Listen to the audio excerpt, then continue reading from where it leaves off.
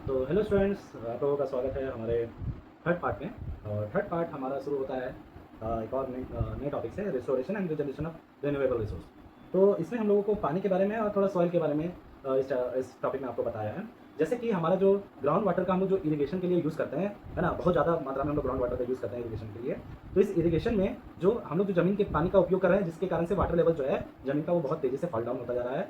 और साथ ही साथ ये जो इरिगेशन मेथड है, इस इरिगेशन मेथड्स में आपको बहुत ज़्यादा खर्च करना पड़ रहा है और मतलब बहुत ज़्यादा कॉस्ट पड़ता है। और साथ ही साथ जो हमारा जो वाटर शॉर्टेज का रिस्क है, वो भी क्या होता जा रहा है, बहुत ज़्यादा बढ़ता जा रहा है। कुछ-कुछ जगहें, कुछ-कुछ शहर ऐसी है जहाँ पे, है ना, हमारे इंडिया में कुछ-कुछ शहर ऐसे भी हैं, जिस जगह पे जो वाटर रिसोर्सेज जो है वो बिल्कुल क्या होते जा रहा है, खत्म होते जा रहा है। तो लोगों को उस जगह पर रेन वाटर हार्वेस्टिंग करने की आवश्यकता है, जिससे जिसको हम लोग बोलते हैं वर्षा जल संग्रहण, है ना, जिसमें बारिश के पानी को हम लोग क्या कर सके, वापस से ज़मीन में उस पानी को भेज सके, जिससे वाटर लेवल जो है वो बना रहे, है ना। तो जिस जगह पे बहुत ज़्यादा कम बारिश होती है ना, जैसे कि राजस्थान, गुजरात जैसे क्षेत्रों में, तो उस जगह पर रेन वाटर हार्वेस्टिंग का उपयोग किया जाता है ना। छत पे जो वर्षा जल का पानी जो होता है, उस पानी को वापस से ज़मीन में भेज दिया जाता है टैंक की मदद से, ठीक है, जिससे जो वाटर लेवल जो है वो बना रहे। तो इससे हम लोग क्या कर सकते हैं, जो वाटर लेवल जो है उसको रिस्टोर कर सकते हैं। और साथ ही साथ जो हमारा जो वाटर वेस्ट है, मतलब जो हम लोग जो पानी को जो बर्बाद कर रहे हैं, उस पानी को भी हम लोग क्या कर सकते हैं, इरिगेशन के लिए या अदर पर्पज़ के लिए उस पानी का भी उपयोग कर सकते हैं।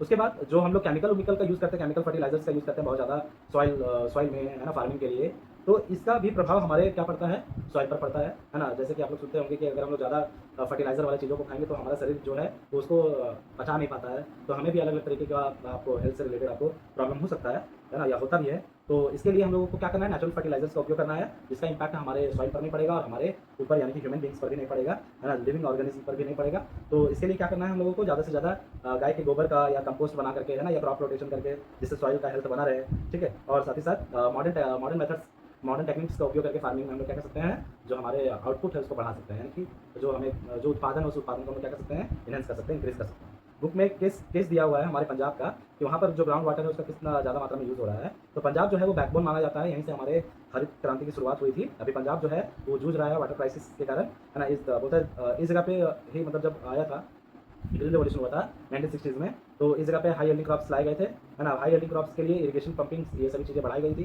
क्योंकि उनको क्या चाहिए था, ज़्यादा मात्रा में इरिगेशन मेथड चाहिए था। तो सरकार के द्वारा उस जगह पर फ्री इलेक्ट्रिसिटी प्रोवाइड करवाया गया फार्मर्स को, ठीक है। और लोग जो है वो ज़्यादा से ज़्यादा पेस्टिसाइड, फर्टिलाइजर्स का यूज़ करते थे, ग्राउंड वाटर का यूज़ किया जाता था, है ना, इरिगेशन के लिए। और इसके कारण से अभी के समय में, अभी का डाटा के अकॉर्डिंग 80% पंजाब का जो लैंड जो है वो बहुत ज़्यादा खराब हो चुका है ना, या समझ लो वहाँ पे पानी का बहुत ज़्यादा प्रॉब्लम है। और ओवर फर्टिलाइजर्स का यूज़ करने से भी वहाँ की जो सॉइल क्वालिटी है वो थोड़ा खराब हो गई है। वाटर यहाँ पे जो ग्राउंड वाटर जो है वो 30 मीटर्स किसी किसी जगह पे डीप चला गया है ना। यानी कि लॉन्ग टर्म में अगर हम बात करें आने वाले टाइम में, तो उस जगह पर आपको क्या देखने को मिलेगा, वाटर शॉर्टेज देखने को मिलेगा। उसके बाद एक और केस है हमारे सीमेंट का।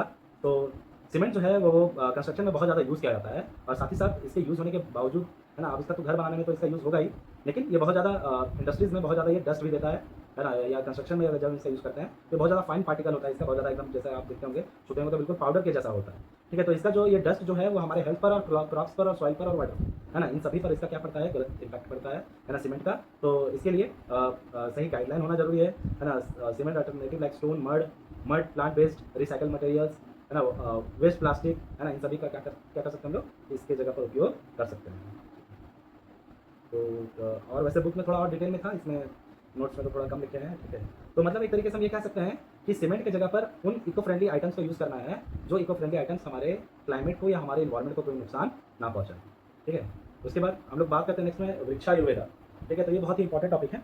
तो वृक्षायुर्वेदा आप लोग जानते होंगे कि हमारे आसपास जितने भी पेड़ पौधे हैं, ट्रीज़ है, प्लांट है ना, चाहे वो छोटे हों चाहे वो बड़े हों साइज़ में, है ना, उन सभी के पास कुछ ना कुछ ऐसी एबिलिटी है जो आपके हेल्थ से रिलेटेड प्रॉब्लम्स को क्या कर सकती है, दूर कर सकती है ना। जैसे कि जामुन, जामुन का रस, है ना, ये डायबिटीज़ के लिए बहुत ज़्यादा यूज़ होता है। तुलसी का हम लोग यूज़ करते हैं कफ एंड कोल्ड के लिए, ठीक है। तो यही हम कह सकते हैं कि जो स्टडी ऑफ प्लांट है, प्लांट एंड ट्री, ठीक है, जिसमें हम लोग ये सीखते हैं कि भाई ये प्लांट हमारे लिए किस मायने में या हमारे हेल्थ के लिए किस लिए बहुत ज़्यादा ज़रूरी है। तो इस प्रकार से वृक्षायुर्वेदा है।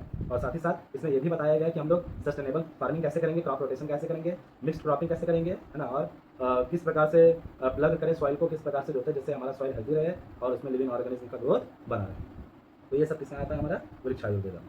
अब कल हम लोग नेक्स्ट पार्ट में हम लोग देखेंगे कैसल फ्रॉम द सिक्किम, है ना, इसमें केस स्टडी है सिक्किम का, ठीक है, इसके बारे में हम लोग देखेंगे।